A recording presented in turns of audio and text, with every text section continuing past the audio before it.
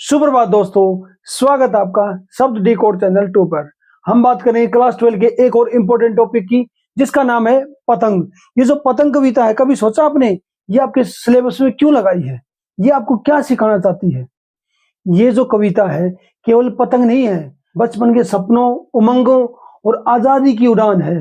जो ये पतंग कविता है हमें सिखाती है कि जीवन में साहस, आशा और निरंतर प्रयास से हम अपने सपनों को साकार कर सकते हैं।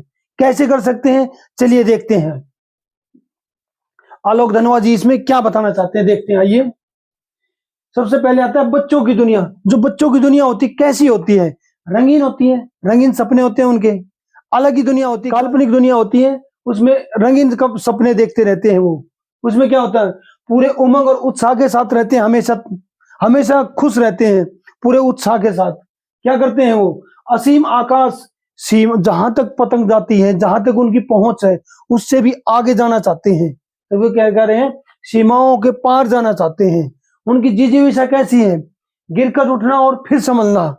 ये कविता भी हमें ये सिखाएगी, गिरकर उठना और फिर संभलना। हमें असफलता से घबराना नहीं है।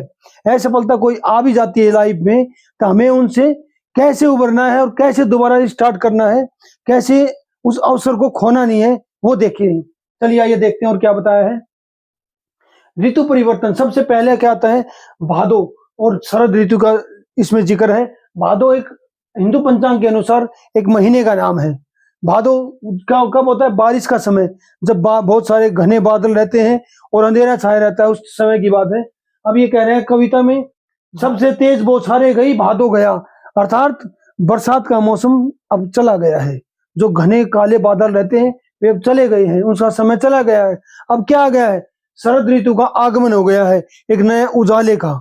शरद ऋतु आती है, शुरुआत होती है तो क्या होता है, आसमान साफ हो जाता है और सूरज होता है वो बहुत तेज चमकता है। कैसे चमकता है, खरगोश की आंखों की तरह, लाल सवेरा, ऐसे जैसे खरगोश की आंखें होती हैं रेड कलर की, वैसे चमकता है।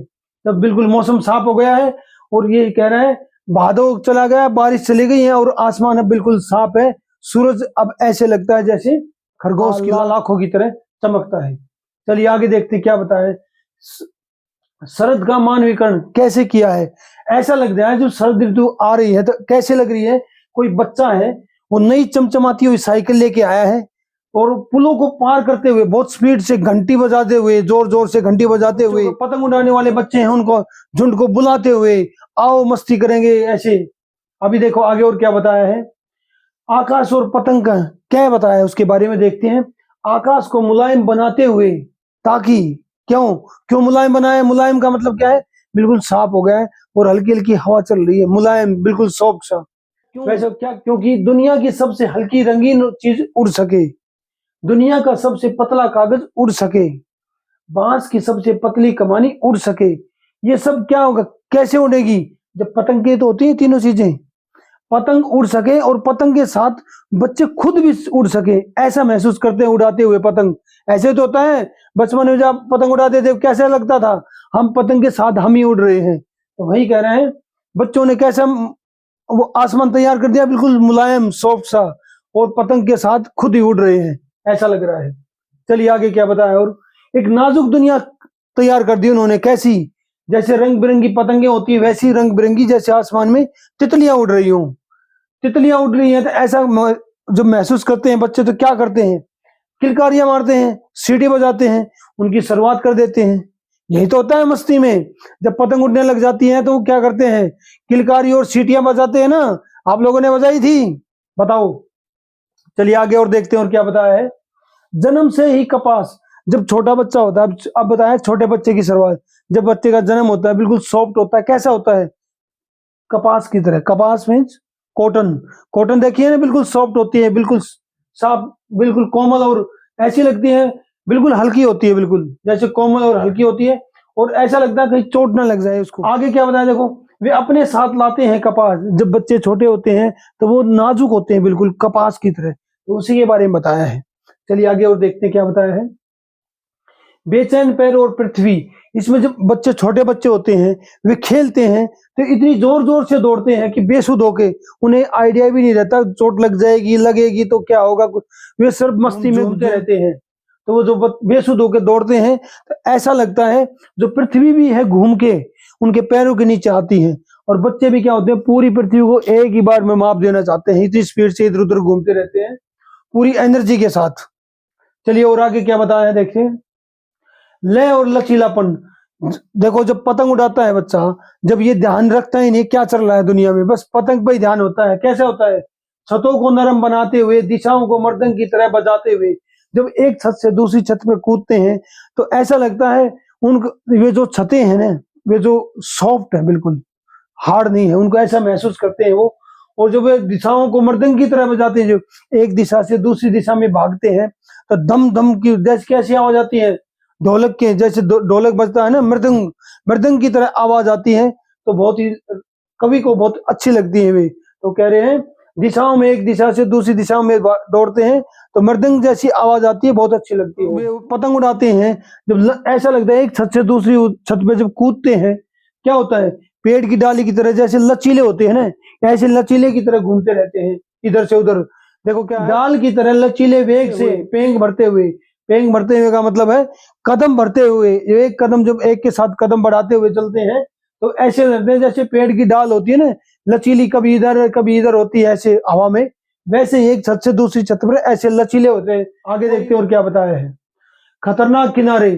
छतों के खतरनाक किनारों तक जब पतंग उड़ाते हैं तो किनारों तक पहुंच जाते हैं, तो वो ध्यान नहीं रखते हैं, गिर भी सकते हैं, चोट लग सकती है, बस उनका ध्यान कैसे होता है पतंग पर।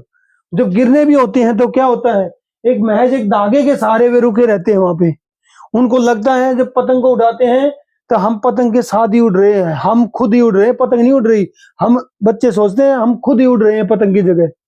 तब क्या होता है जब कभी भी गिरने वाले होते हैं तो क्या हो जाता है, उनकी शरीर जो रोमांचिक शरीर का संगीत होता है ना, जो पतंग उड़ाने की जो धुन होती है, रिदम बन जाती है उनकी, वो रिदम ही उनको रोक लेती है। अब आगे देखिए और क्या बताया, चले देखते हैं। गिरना और बचना। कभी भी अगर वे कभी गिरते हैं और बच जाते हैं तो क्या होता है, और निडर होकर गिरने से बचते हैं तो और निडर होकर क्या करते हैं, सुनहरे सूरज के सामने आते हैं, मतलब दोबारा गिरने से बचते हैं तो निडर होकर क्या करते हैं, पतंग उड़ाना फिर शुरू कर देते हैं।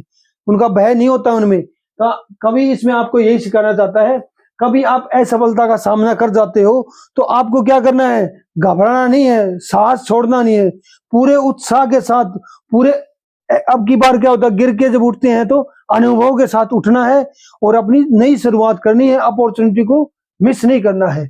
यही कवि आप में सिखाना चाहता है आप लोगों को। आगे देखो क्या कह रहे हैं, आत्मविश्वास और गति। यदि आप में अंदर आत्मविश्वास होगा तो गति भी होगी। देखो क्या बताया है, पृथ्वी और भी तेज घूमती हुई आती है उनके बेचैन पैरों के पास।